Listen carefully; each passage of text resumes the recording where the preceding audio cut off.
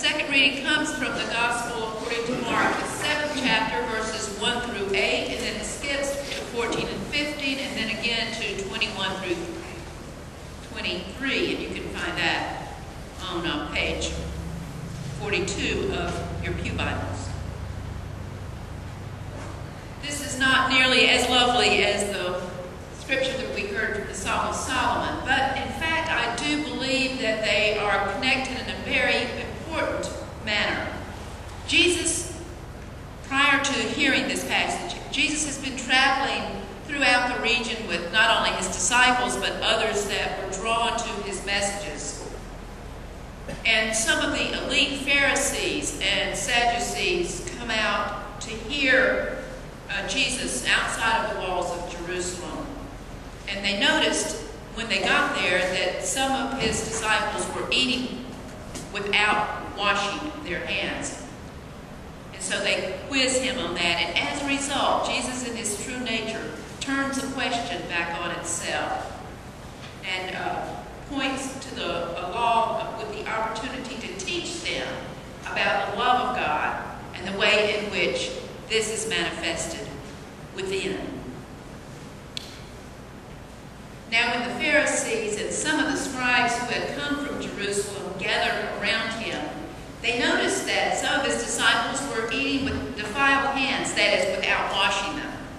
For the Pharisees and all of the Jews do not eat unless they thoroughly wash their hands, thus observing the tradition of the elders. And they do not eat anything from the market unless they wash it. And there are also many other traditions that they observe, the washing of cups and pots and the bronze kettles.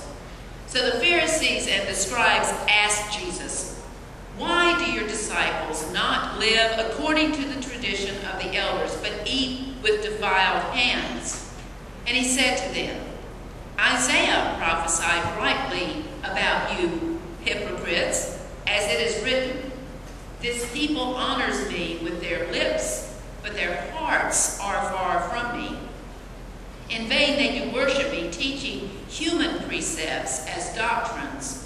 You abandon the commandment of God to hold to human tradition.'" And then Jesus called the crowd again and said to them, "Listen to me, all of you, and understand. There is nothing outside a person that by going in can defile, but the things that come out are what defile. For it is from within, from the human heart, that evil intentions come." And then he gives them a list: fornication, theft, murder, adultery, avarice, wickedness, deceit, licentiousness, envy, slander, pride, folly. All these evil things come from within, and they defile a person. This is the word of the Lord. Thanks be to God. Now, back when I was living at home in my parents' house, we would all gather to have 3 meals a day around the table. That is, if we weren't in school. Supper, breakfast, dinner, and supper. That's what we call it in the South. Anyway, I remember my mom would call us all saying, "Dinner is ready," and there would be my dad saying, "Did you wash your hands?" All 5 of us would have to parade in front of him and show all of our hands to him to make sure that they were clean enough to go into the kitchen and sit at the dining room table. But I remember more than once being shooed back to the bathroom, my hands not being clean enough, and having to wash them thoroughly all over again. This was the accepted rule in our household, and it was just plain old good hygiene. So I don't think what Jesus is talking about here is about not washing our hands, because obviously it was a standard practice for Jews in Jesus' time to do the same. Wash your hands before you eat. In fact, it was a dietary regulations for the Pharisaic communities to ritually cleanse themselves before eating. And this assured that Jewish people would not only eat in a state of ritual purity, it was one more way in which the Jewish community separated itself from other religions.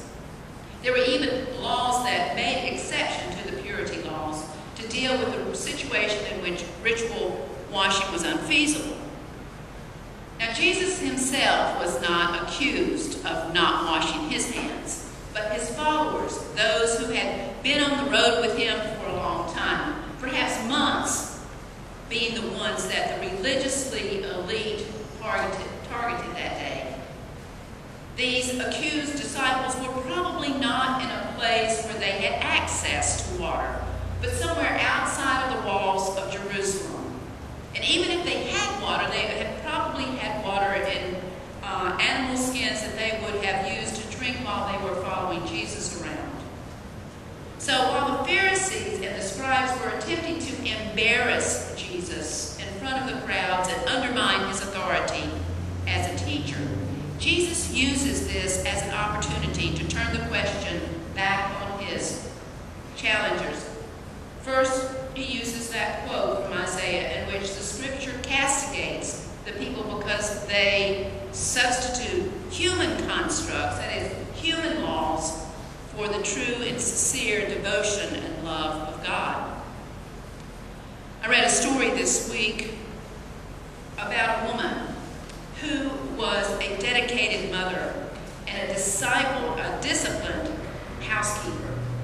Every morning she would wake up early before the children and she would think about what meals she wanted to prepare for the day. She'd make a laundry list, a grocery list of what it was that she needed to prepare these meals. Then she would get her children up and get them ready for school and take them there. And as soon as she dropped them off, then she would then go to the local organic food store in order to get the meats and the vegetables that she needed on her list.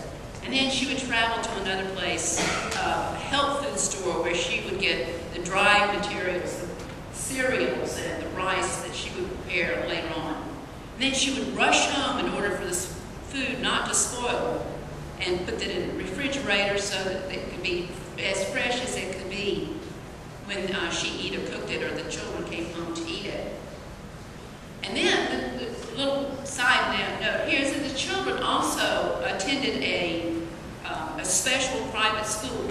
It was a school run by the Catholic Church and was the best rated school within 50 miles of their home.